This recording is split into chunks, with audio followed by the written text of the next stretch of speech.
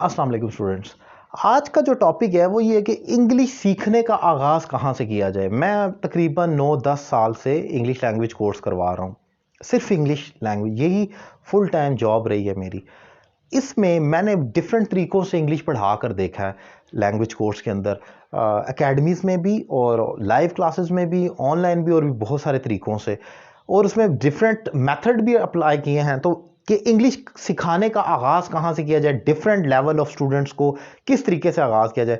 लेकिन जो आखिर में जो बेस्ट तरीका है, जो अब मैं अप्लाई कर रहा हूँ और मैं साबित करता हूँ अभी इस लेक्चर में कि क्यों बेस्ट है, और जो बाकी लोग कर रहे हैं मैं गलत नहीं कह रहा, लेकिन मैं सिर्फ अपने पॉइंट ऑफ व्यू को डिफाइन कर रहा हूँ कि मुझे ये ठीक क्यों लगता है। बाकी लोग वो अपना खुद वर्जन दे सकते हैं कि वो जिस तरीके से कराते हैं वो।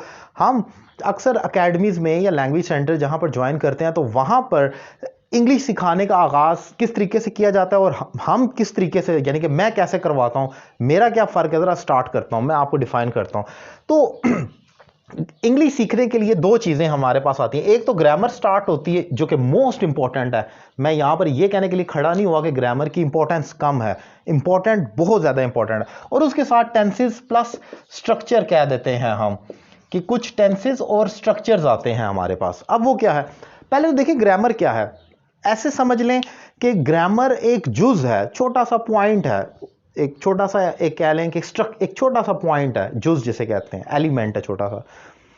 अब वो जो एलिमेंट जुड़ते जुड़ते जुड़ते तो वो एक लड़ी बन जाती है, तो उस लड़ी को हम फिर टेंसेस या स्ट्रक्चर कहते हैं, जिसे कुल कहा जाए। यानी कि एक बहुत बड़े हिस्से का, जो इतना बड़ा हिस्सा है, बीच में से एक एक पॉइंट को गिनते जाएं, निकालते जाएं, तो वो आपकी ग्रामर कहलाती है, जिसे उर्दू में गर्दाने कहा जाता है। मैं जो स्टार्ट करता हूं इंग्लिश सिखाने का, मैं ग्रामर से नहीं करता, तो कहने उलट है शायद। बाकी जगह पर ग्रामर आप पार्ट ऑफ स्पीच से स्टार्ट करते हैं। नाउन क्या है, उसकी सारी टाइप्स, प्रोनाउन क्या है, adverb, adjective, article, conjunction, preposition, उसकी एक एक टाइप स्टूडेंट को सिखाई जाती है। फिर आप एक्टिव वॉइस और पैसिव वॉइस पर आते हैं, फिर कुछ और होता है। ये तो दीगर जगह पर होता है। मैं समझता हूं हमें इंग्लिश सीखने का आगाज टेंसेस से करना चाहिए, ग्रामर से नहीं करना चाहिए। उसकी एक रीज़न है, जब आपको टेंसेस आते हैं तो आप, और स्ट्रक्चर्स आते हैं जैसे कि नीदर नॉर, ईदर और, डिस्पाइट, इंस्टेड ऑफ, इसको आसान है याद करना या समझना। जैसे जब आप टेंसेस सीखते हैं, अब मैंने यहां पर एक एग्जांपल लिखता हूं कि he has done his work. अब ये प्रेजेंट परफेक्ट टेंस है। मैं स्टूडेंट को स्टार्ट करता हूं टेंसेस से, तो ये प्रेजेंट परफेक्ट टेंस आया, इसकी आइडेंटिटी समझाई गई, और स्ट्रक्चर इसमें हैज, हैव के साथ वर्ब की थर्ड फॉर्म लगती है। जब आप ये याद कर लेते हैं तो ये वो अपना काम कर चुका है, he has done his work. अब ये हमने कर लिया। इसी तरीके से अगले टेंसेस करेंगे और करते जाएंगे। लेकिन इसके बरक्स जो ग्रामर सीखने वाले स्टूडेंट जो स्टार्ट ग्रामर से ले रहे हैं, मैं ये नहीं कह रहा कि मैं ग्रामर नहीं करवाता, लेकिन मैं उसके बाद मैं एंड पर करवा रहा हूं। लेकिन जब एक स्टूडेंट स्टार्ट ही यहां से लेता है कि ही, ये एक पर्सनल प्रोनाउन है जी, याद रखना है आपने। अब प्रोनाउन की पूरी टाइप्स खोलें, पहले पर्सनल प्रोनाउन को निकाल कर आपने he, she, it, I, we, you, they ये याद कर रहे हैं। फिर हैज, आप यहां पर देख रहे हैं एक ऑक्सिलरी वर्ब है और एक हेल्पिंग वर्ब है। हेल्पिंग वर्ब वो होते हैं जो अपने मेन वर्ब की मदद करते हैं, यहां से कि डन मेन वर्ब है, ये बताने के लिए एक्शन किस जमाने में हो रहा है। फिर ये वर्ब की एक पूरी कैटेगरी निकालें पहले, फिर उसमें से ऑक्सिलरी और हेल्पिंग वर्ब निकाल कर आप याद करेंगे। ये आपकी ग्रामर चल रही है, जो ग्रामर से स्टार्ट लेते हैं। फिर हिज, ये आपका पोजेसिव एडजेक्टिव है, क्योंकि ये एक एडजेक्टिव है और उसकी एक टाइप है पोजेसिव एडजेक्टिव। अब स्टूडेंट को ये पहले याद करना होगा। फिर हिज वर्क जो है, ये एक नाउन है, कौन सी टाइप है, ये उसको याद करना है। एंड देन फिर वो जब वापस आएगा तो प्रेजेंट इंडेफिनिट से स्टार्ट लेगा। लेकिन मैं समझता हूं अगर जब स्टूडेंट को ये इंग्लिश लिखना आ जाती है, he has done his work, वो अपना काम कर चुका है, तो उसकी एक दोस्ती हो जाती है या वाकफियत हो जाती है इन अल्फाज से, इन लफ्ज़ों से। अब वो जानता है, जब हम उसको टेंसेस करा देते हैं, active, passive, modal verb, direct, indirect, conditionals, और ग्रामर को एंड पर लेकर आते हैं, नाउन से स्टार्ट करते हैं, नाउन, प्रोनाउन, वर्ब, एडवर्ब, तो उसमें उसकी इन लफ्ज़ों से ऑलरेडी वाकफियत होती है। तो जब वो कहता है कि वो अपना काम कर चुका है, मैं यही एग्जाम्पल उसके सामने पुट करूंगा तो वो कहेगा कि मुझे, वो ऑलरेडी जानता होगा ही जो है। अब जब मैं उसे कहूंगा कि आप he, she, it, I, we, you, they personal pronoun होते हैं, जैसे कि ये ही था, तो वो कहेगा जी बिल्कुल, ये तो हमने यूज़ किया है, तो वो ऑलरेडी जानता होगा। इसी तरीके से हैज़, कहाँ पर आएगा? जब हम ग्रामर के वर्ब की टाइप में जाएंगे और उसको डिफाइन करेंगे, ये मेन वर्ब है, ये ऑक्सिलरी वर्ब है, ये पॉजिटिव वर्ब के तौर पर आएगा, तो वो इसको ऑलरेडी जानता होगा। इसी तरीके से ये दीगर लफ्ज, ये डन वर्ब की थर्ड फॉर्म है, ये वर्ब की कौन सी टाइप है? ये डायनामिक वर्ब है जो थोड़ी देर का एक्ट शो करता है, उसके बाद खत्म हो जाएगा, डू डिड डन।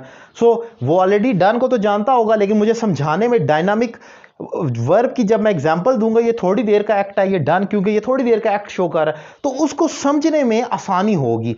सो इसी तरीके से हिज, अब हिज उसको उसने यूज कर लिया, उसे पता नहीं है, लेकिन जब हम ग्रामर पढ़ाते हुए मैं उसे समझाऊंगा ये पॉजेसिव एडजेक्टिव है जो आपने प्रेजेंट परफेक्ट के इस फिक्रे में लगाया था, हिज, ये मलकियत बताता है वर्क की कि ये काम की मलकियत, तो वो आप आसानी से ग्रामर को पिक कर लेते हैं क्योंकि इन लफ्जों को तो आप ऑलरेडी यूज कर चुके होते हैं, तो ग्रामर को रटा लगाने की फिर जरूरत नहीं पड़ती, फिर कंसेप्ट क्लियर होता जाता है आपका। सो ये जो मेथड है, जो मैं समझता हूं, जो मैं अपनी एकेडमी में या अपने लैंग्वेज कोर्स में अप्लाई कर रहा हूं, मैं समझता हूं कि ये सबसे ज़्यादा इफेक्टिव और यूज़फुल है as far as learning and your learning skills की जहां तक बात है, या आप कह लें कि आपकी राइटिंग स्किल्स की बात है, या स्पीकिंग स्किल्स की बात है, या इंग्लिश की खास तौर पर स्ट्रक्चर को याद करने की स्किल्स की बात है। तो अगर आप इस मेथड से अप्लाई करते हैं अपनी लर्निंग को कि पहले टेंसेस सीखें, स्ट्रक्चर सीखें, और उसके बाद एंड पर आकर आप ग्रामर को करना लाजमी है।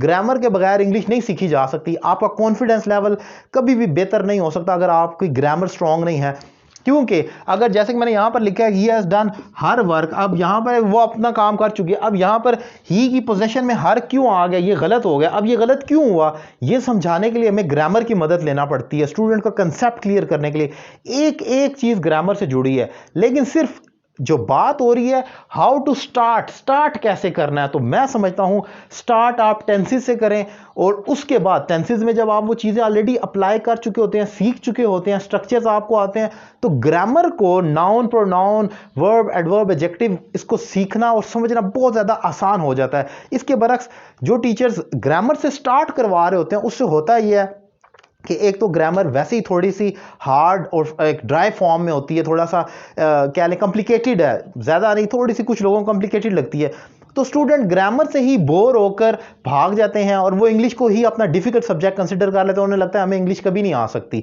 लेकिन इसके बरक्स अगर वो टेंसेस से स्टार्ट करें और मॉडल वर्ब्स, एक अट्रैक्टिव चीज़ आ जाती है, कैन कुड शुड, आसान और अट्रैक्टिव और मोस्ट यूजफुल चीज़ें हैं वो हमारी राइटिंग और स्पीकिंग में, आप उसको जल्दी अप्लाई करने लगते हैं और उसको आप इंटरलिंक कर लेते हैं अपनी रूटीन के साथ, और वो आपको लगता है। लेकिन जब आप नाउन प्रोनाउन से स्टार्ट लेते हैं तो आप ऑलरेडी एक टफ चीज़ से आकर, वो जो बच्चा है या बेसिक का लर्नर है वो वहीं से अपनी हिम्मत हार बैठता है और इंग्लिश सीखने से क्विट कर देता है।